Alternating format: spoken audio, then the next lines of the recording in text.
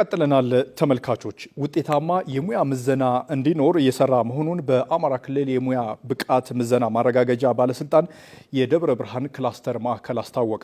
ባለፉት 6 ወራት በንድፍ ሀሳብና በተግባር ምዘና ወስደው ያለፉ ተመዛኞች ከ55 በመቶ እንደማይበልጡ የማዕከሉ ኃላፊ አቶ ሀብተወልድ ከፈለኝ ገልጸዋል። ውጤቱም ለስልጠና ማዕከላት ትልቅ የቤት ስራ የሰጠ መሆኑን ኃላፊው አክለው ገልጸዋል። በላይ ተስፋዬ ተጨማሪ ዘገባ አዘጋጅቷል።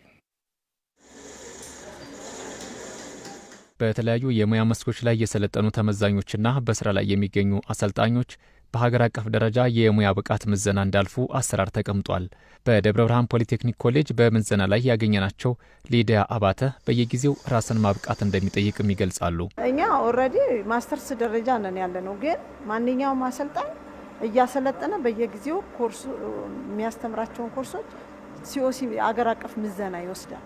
ካሪኩለሙ በተቆየረ ቁጥር ምዘናው ስለሚቀያየር አሰልጣኝን ብትሆን የግዴታ ትመዘናለ በየጊዜው ማለት ነው። የማሰልጠኛ ተቋማት በቂ ግብአት ማቅረብና ጥራት ያለው ስልጠና መስጠት፣ መዛኞችም በተቀመጠው የምዘና ስርዓት መሰረት መመዘን እንደሚገባ ያስረዳሉ። ለምዘናም ሲመጣ እኔ ልሞክረው ሳይሆን እኔ በቅቼ ሙሉ በሙሉ ይህን ነገር አድርገዋል ብሎ መምጣት አለበት። እኔ አሁን 4 ወይ 5ኛ ጊዜ ነው እዚህ መጥቼ ቼክ ሳርግ እንዳልኩ ነው። የቆመ ማሽን መለየት የማይችል ሰው ታገኛለህ ተማሪ፣ ወይ ደግሞ የማሽን እጥረት ስላለ ሊሆን ይችላል። የተማሪው ቁጥር በዝቶ ማሽን ያለው ሪሶርስ ካነሰበ ያው ሞስት ፕሮባብሊ ያን ነው ሊጠቀሙት የሚወስዱት አማራጭ ማለት ነውና ያኛው ኢፌክት አለው ብዬ አስባለሁ።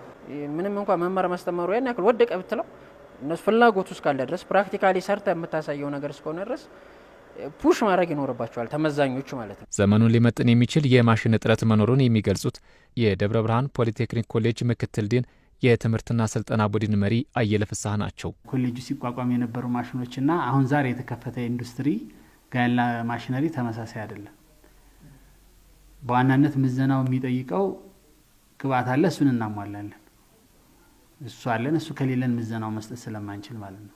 ሚኒመም ሪኳየርመንቱን አሟልተን ነው ስልጠና የምንሰጠው። ምዘናውን በዚያው ማሽነሪ በዚያው ቴክኖሎጂ ይሰጣል።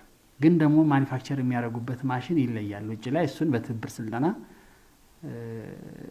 ኢንዱስትሪዎች ጋር የጋራ መግባባት እያደረግን ሄደው እንዲያውትና ተመርቀው ሲወጡ እዚያ ሲገቡ ግራ እንዳይጋቡ የምናደርግበት ነገር አለ። የሙያ ብቃት ምዘናና ማረጋገጫ ጥራትን ለማስጠበቅ በቂ የሰው ኃይል ከመመደብ ጀምሮ ለኢንዱስትሪው የበቃ የሰው ኃይል ለማፍራት እየተሰራ መሆኑን የደብረ ብርሃን ክላስተር የሙያ ብቃት ምዘናና ማረጋገጫ ማዕከል ኃላፊ ሀብተወልድ ከፈለኝ ገልጸዋል። ተግባር ጨረሰ ብቻ ነው ወደ እውቀት የሚገባው። እዛ ላይ 44% ናቸው እስካሁን ከተመዘኑት ማለት ነው። ወደ 8000 መዘናና ከ8000 ውስጥ 44% ነው የቴክኒክና ሙያ ያለፈው። ምን ማለት ነው? ለኮሌጆች የቤት ስራ ሰጥተናቸዋል። 50 ወይም 60% ምን ማለት ነው? አልበቃም ማለት ነው። በ6 ወር ውስጥ ያለችውን 44% ነው። አጠቃላይ የእውቀትና የተግባሩን ደግሞ ያለፉት 55% ናቸው። ከምዘና በኋላ ስም በልዩ ሁኔታ ነው የምንገመግበው። በዚህ በ6 ወር ብቻ ከ15 ሰው በላይ ነው እርምጃ የወሰድነው።